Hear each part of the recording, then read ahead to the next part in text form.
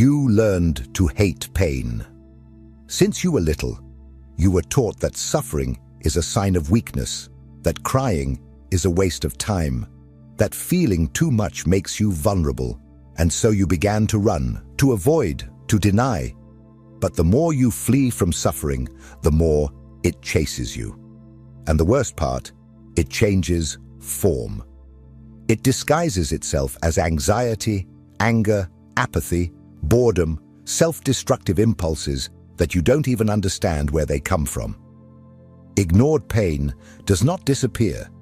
It just digs tunnels inside you until one day, without warning, everything collapses. Jung saw suffering in a completely different way.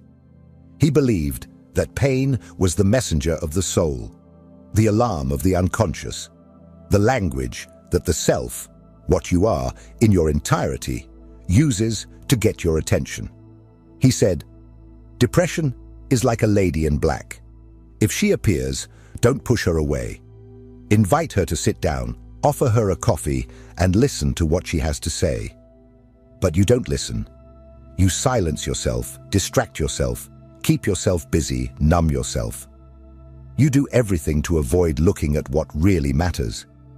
What is this pain trying to show you?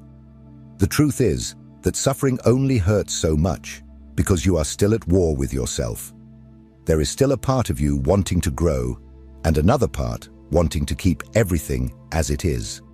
There is something inside you that cries out for transformation, but your ego, accustomed to control, tries to suffocate that call. And it is in this friction that pain is born. Because change hurts, growth hurts, letting go of old beliefs, cutting toxic ties, allowing what no longer serves you to die. All of this is a mourning, an internal process of death and rebirth. But it is precisely in this space of ruin that something new can be born. Because when everything in you is deconstructed, when certainties crumble, when pain lays bare your vulnerability, you can finally see who you really are without the layers of protection, without the performance, without the mask. And at that exact point, suffering becomes sacred. Because it brings you to your knees before the only thing that can set you free, yourself. Jung knew this. He understood that suffering is not a failure of the system. It is part of the process. Pain is not the end of the road. It is the beginning of the journey towards individuation. The problem is that most people give up before crossing that dark valley. They flee. They distract themselves. They return to the surface. But not you. If you have made it this far, it is because you are ready to cross. And in the next part, we will understand how this crossing process happens, how the path of individuation, no matter how lonely and brutal it may seem, is what finally sets you free. Let's continue. It's getting deeper now. Few people have the courage to begin the journey of individuation, and even fewer have the courage to complete it.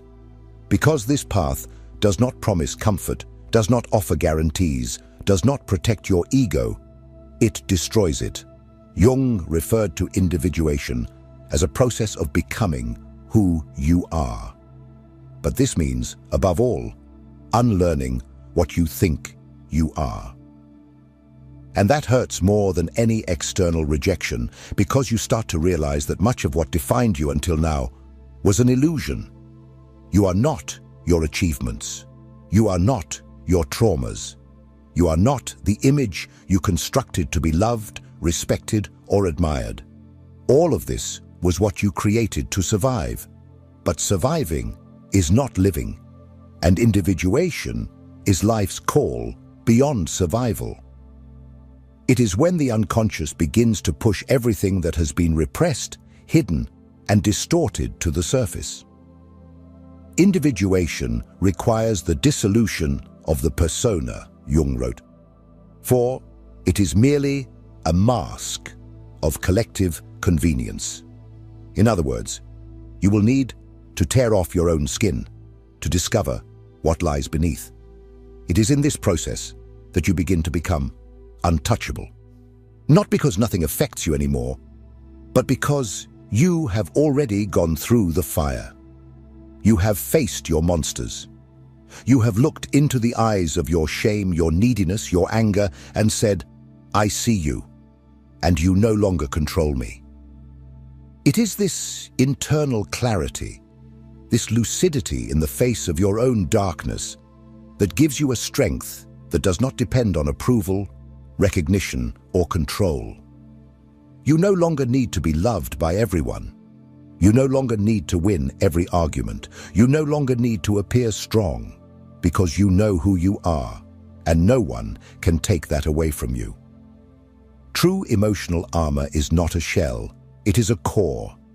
It is the integration of all your parts into a center of consciousness that remains unshaken in the face of storms. You may feel pain, but it does not break you.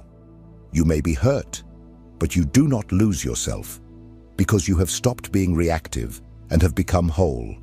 You have stopped living on the surface and have begun to inhabit the depths. However, this depth comes at a price: loneliness. Not because you will be alone, but because few people can accompany you on this journey. Most are still trapped on the surface, in masks, in the fear of feeling. And when you begin to free yourself, you inevitably distance yourself. But this distancing is not rejection, it is maturation. You do not distance yourself out of pride. You distance yourself because you no longer fit where you once hid. And this brings us to the final point of this journey: consciousness as a shield. Because it is not strength that protects you, it is clarity. This is what we will discuss in the last part. Consciousness as the only state in which nothing, absolutely nothing, has more power over you. Let's finish this crossing together. We are almost there. Now that you've made it this far, there is something that needs to be said very clearly. Nothing, absolutely nothing, will shield you from external suffering if you remain unconscious of what happens within you. The words will continue to hurt, the rejections will continue to sting, the losses will keep bringing you down, until you awaken. And awakening is not a magical event. It is a daily choice. It is looking within, even when it hurts. It is taking responsibility for everything you feel, without blaming others, the past, or fate anymore. Carl Jung said, "What you resist persists. What you accept transforms." You have spent your whole life resisting. The fear of not being enough, the emptiness of rejection, the pain of loneliness, the anguish of not feeling seen. But what did you do with that? You hid. You silenced yourself. You tried to control everything. You tried to be perfect. You tried to be strong. And all of this has brought you here, exhausted, tired of fighting against the world and against yourself. But now you know. True emotional immunity is not hardness. It is clarity. It is not about creating armor. It is about expanding your awareness. Because when you understand your triggers, your patterns, your wounds, the actions of others lose the power to destroy you. You still feel, but you don't drown. You still suffer, but you don't lose yourself. And that changes everything. What shields you is not protecting yourself from life. It is diving into it deeply. Those who live on the surface get hurt by any wave. Those who dive know that there is silence, stability, and power down below. And that is where you're headed. And when you start to live from that place of integration, presence, acceptance, the world may try to knock you down, but it no longer finds where to hit you. If this video touched you in some way, if something within you has awakened, write here in the comments, "I choose awareness." Let's start a movement of people who no longer want to survive by pretending to be strong, but to live with truth. And don't forget, The next video is also part of this journey. It's important. You need to keep going.